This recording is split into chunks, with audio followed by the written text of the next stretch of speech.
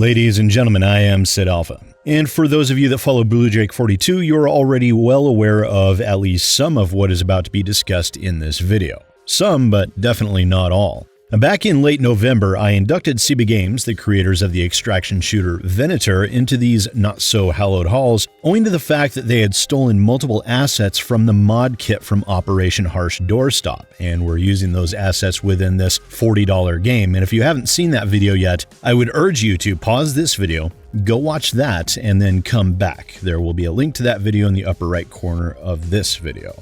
Also, quick side note, on Wednesday, I announced that I would be guest starring on a D&D livestream, but that will be delayed due to Rachel Messer's doggo, Ollie, having some medical issues, which dictate he will be having surgery on that day. So we'll be delaying that by 1 week, and I'll make a new announcement as we get closer to a confirmed stream date. But trust me, we expect Ollie will be fine. This is something that just has to happen, though.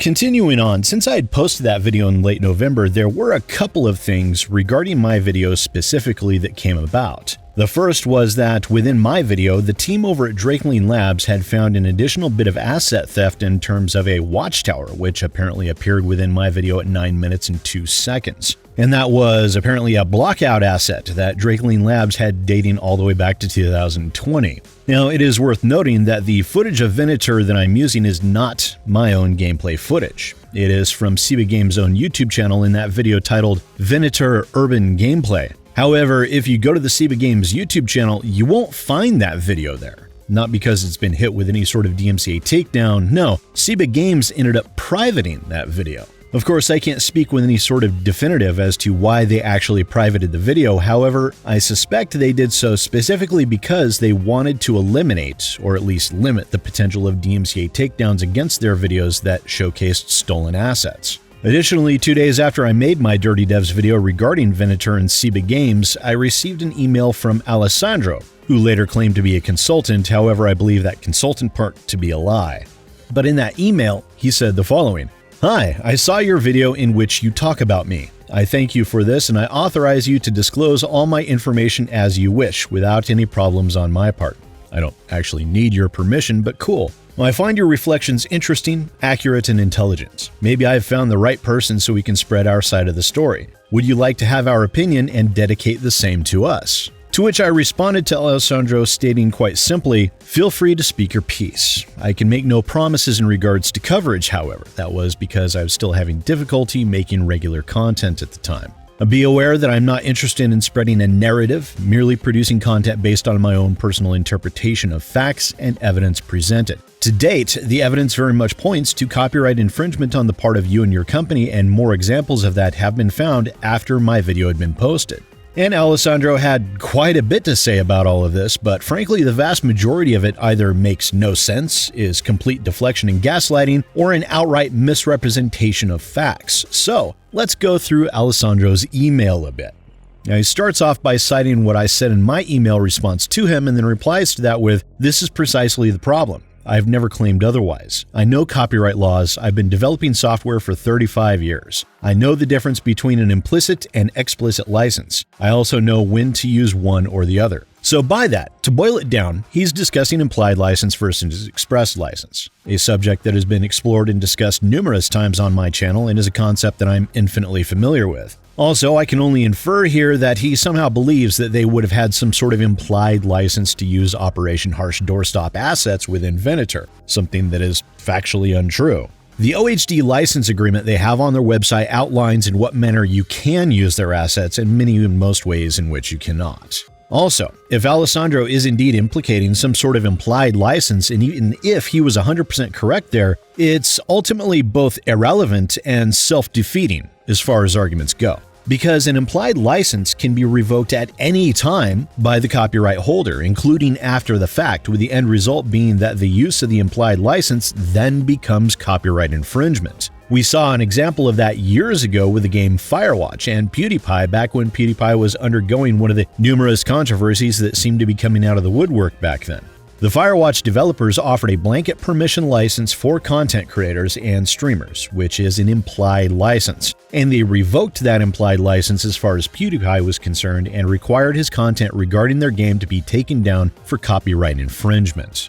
and legally speaking, they were well within their right to do so. Now, fair use would still very much apply even if an implied license were to be revoked, so other content creators should bear that in mind if they ever find themselves in a similar situation and choose to fight such an action. They absolutely can. But they should be extremely certain that their content complies with fair use, and let's face it, most game streams don't actually comply with fair use. Now, as BlueDrake42 and Drakeling Labs have stated repeatedly that they want their assets removed from Venatur, it seems pretty self-evident that any potential implied license would definitely be revoked for SIBA Games. And the rest of his email is equally as foolishly constructed as that first paragraph. He then references Creative Commons license, which is entirely irrelevant, as Drakeling Labs and Operation Harsh Doorstop don't even use a Creative Commons license and do not offer one regarding their assets. He continues by stating that Drakeling Labs' license agreement is bad for the consumer, stating, "Put this type of license in a short paragraph with an external link to Epic. Why? Don't trust Epic's licensing? Are they not good for you? Do you want to publish yours? Epic clearly warns the consumer that you're leaving their website when you want to see this type of stuff.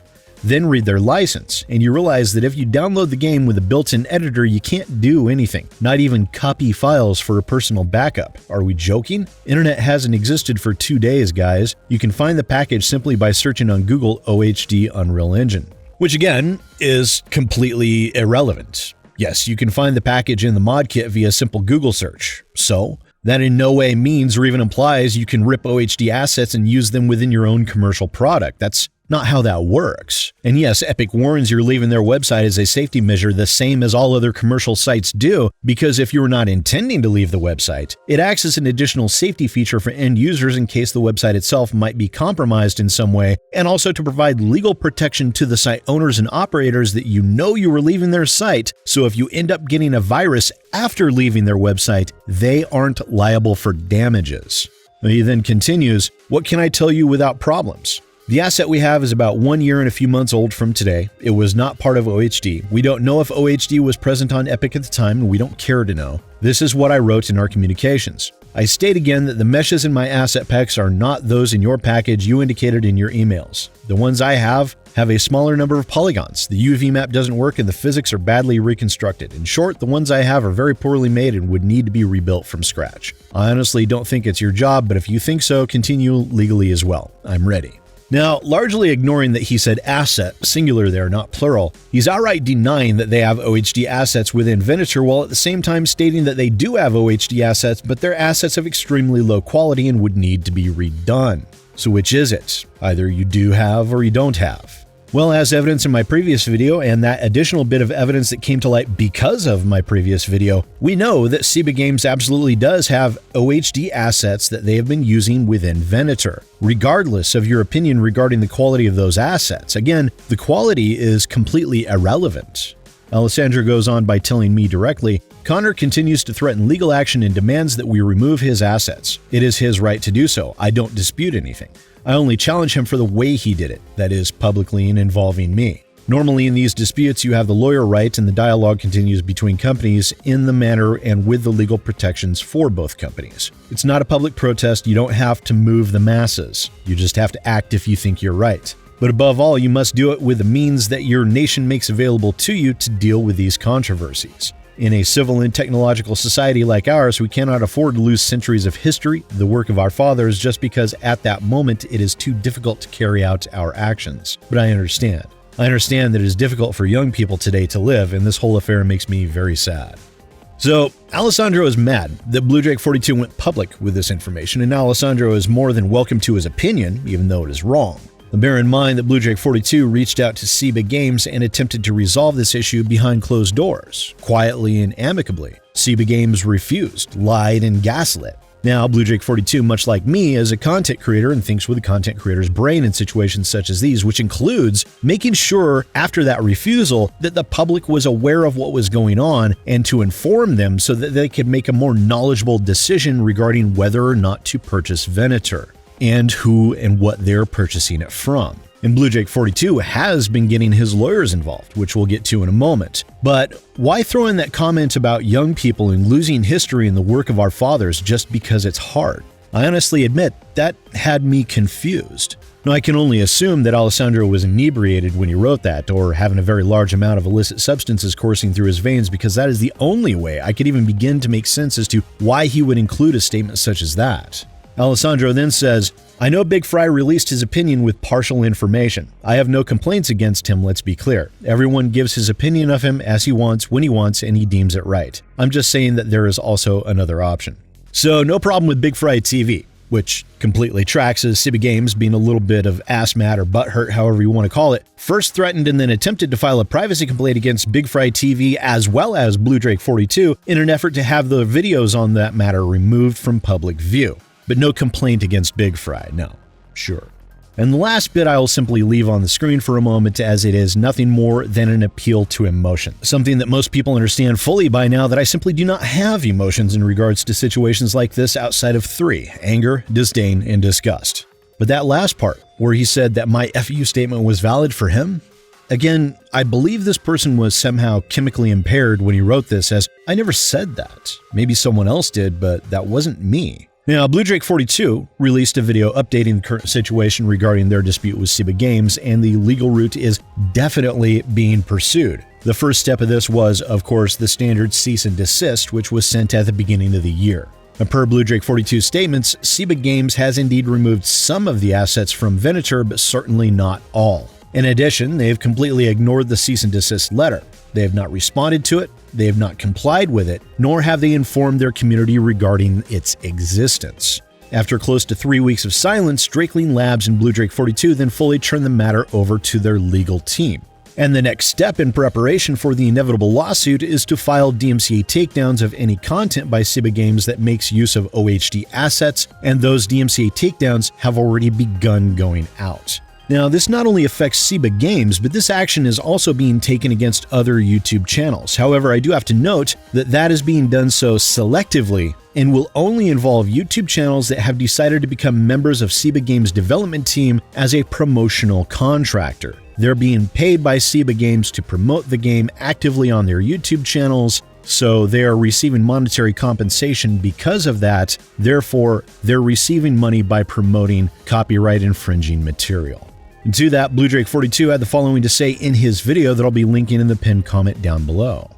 So, because of this, and because the time frame that our legal team sent them in the cease and desist has expired, I have now given full jurisdiction of this issue to our brand protection team. And what they're going to be doing is they are going to be going through and looking for anything related to Ciba Games that has been posted by either Ciba Games themselves, and this is the important part, any contractors, any employees, or anyone of any nature who has accepted money from Ciba Games posting content that includes our copyrighted works in it. And yes, that also does include sponsored YouTubers, because if you have been accepting money from this studio in any capacity in order to sell additional copies of the game that include our stolen works in it, you are also liable and you are profiteering off of stolen copyrighted works, and we will hold you fully accountable. And before anybody tries to say that sponsored YouTubers somehow don't count, I would like to remind you, if you are accepting money in any capacity, you are not sponsored, you are a 1099 contractor. Unless you're not declaring that income on your taxes, which I would love to report you to the IRS for, but that's a completely different issue. Assuming you're following tax law and you're reporting your income, you are going to be liable for any money that they pay you in order to sell a copyright infringing product. And for full context regarding that, I highly recommend you also watch Blue Drake 42's video, as I don't want to duplicate his content over here. I don't feel that would be right, but just know that in regards to the situation between Drakeling Labs and Ciba Games, a lawsuit is coming. These are the preparatory steps for those lawsuits. One thing I will note is that Ciba Games has revoked the game keys and access for Blue Drake 42 and his team, so they're not able to continue to go through Venatur to see which assets have been removed and which assets remain without violating Ciba Games' terms of service. So they will instead have to gain access to Ciba Games' data through discovery in the lawsuit in order to determine what assets of theirs remain. If I were them, I'd be working fast to place a litigation hold on all of Ciba Games' data to make certain that things continue to move unimpeded. Regardless, Ciba Games and their affiliated YouTubers are fast approaching the finding out portion of the fucking of arounds, and this is one of the rare instances where we see the DMCA being used for what it was intended for. Not as a hammer to beat those down with opinions you don't like, not to silence critique in order to protect sales, not sorting out hurt feelings through a legalized sword of Damocles, but as a shield. A shield to protect the rights of the copyright holder, which is what it was intended for to begin with.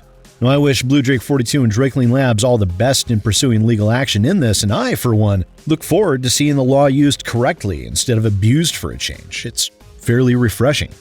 Once again, ladies and gentlemen, I am SidAlpha, and I'll see you next time.